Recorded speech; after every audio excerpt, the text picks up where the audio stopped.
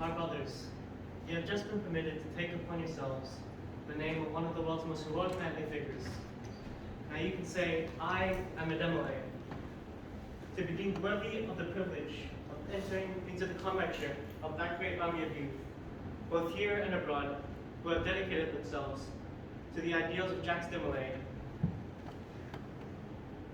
demonstrates our confidence that the finest of your purposes will guide your development to the highest type of manhood.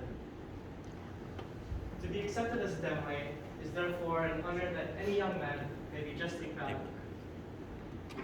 In being received into our ranks, you have been instructed to the 7 cardinal virtues of this great order. We hope that you have been deeply impressed by the lessons that they teach. There is no better foundation to build your character and future life than the practice of these virtues. The Order of DeMolay teaches many beautiful lessons, but none is more important than honor and true respect for womanhood, and more especially for motherhood.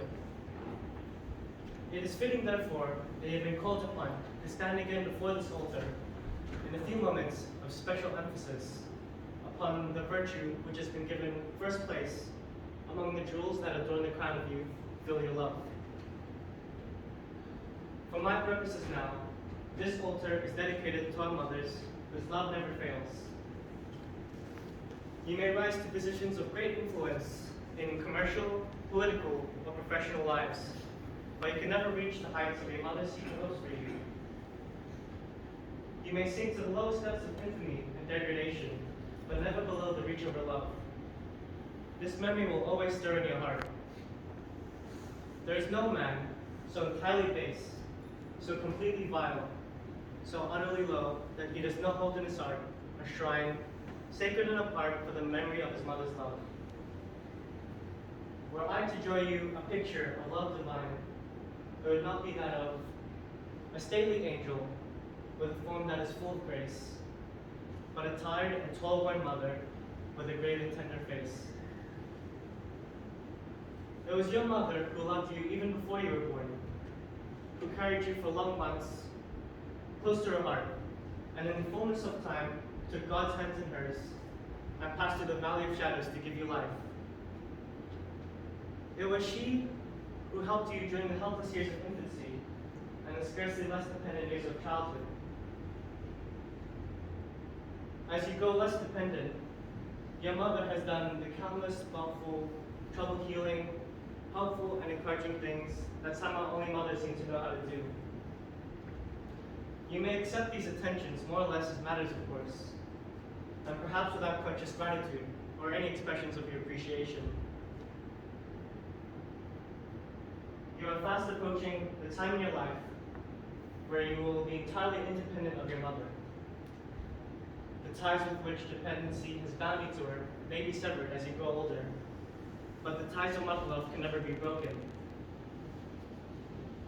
Thinking back upon the years of your life, when you have reached the threshold of manhood, your mother might as well say, in the words of a poet,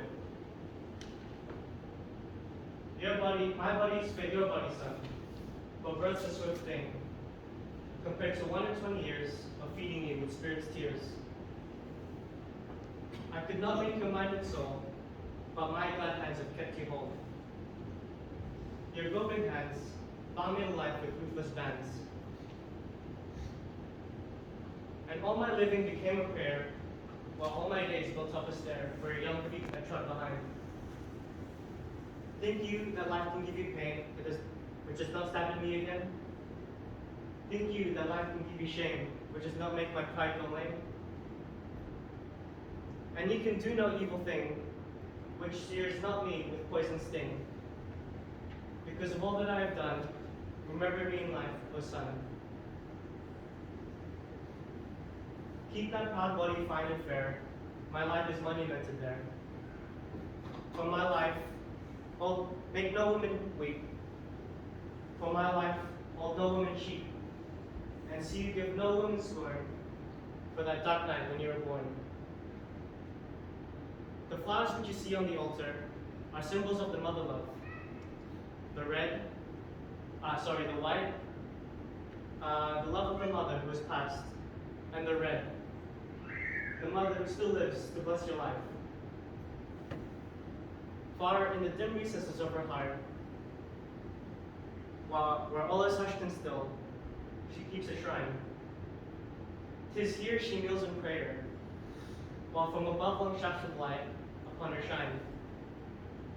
Her heart is flower fragrant as she prays. A quiver like a candle flame, each pair takes wing to bless the world she works among, to leave the radiance of the candles there. We want each of you to take a flower from this altar. If your mother has passed over to the other shore, please take a white flower and keep it sacred to her memory. May the sight of it always quicken every tender memory of her and strengthen you in your efforts to be worthy of her hopes and aspirations for you. If your mother is still living, please take a red flower. And when you go home tonight, give the flower to her.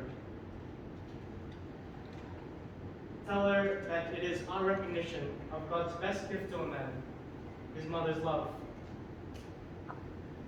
Take her in your arms and tell her, Mom, I've learned a great lesson tonight.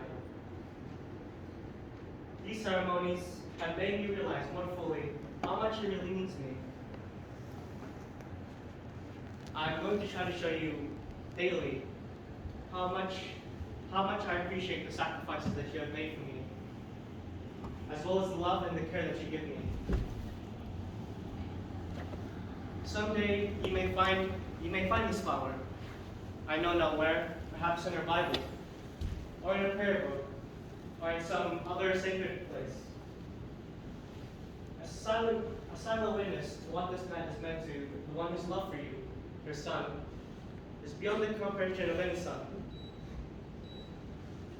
My brothers, please choose a red or white flower from this altar.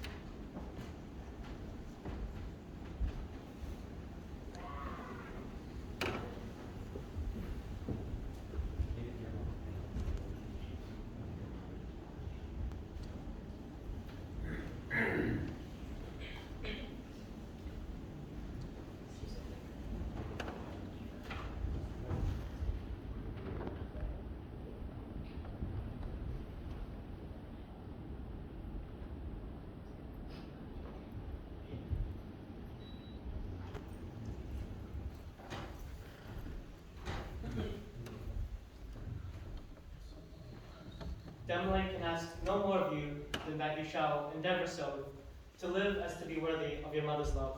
Thank you.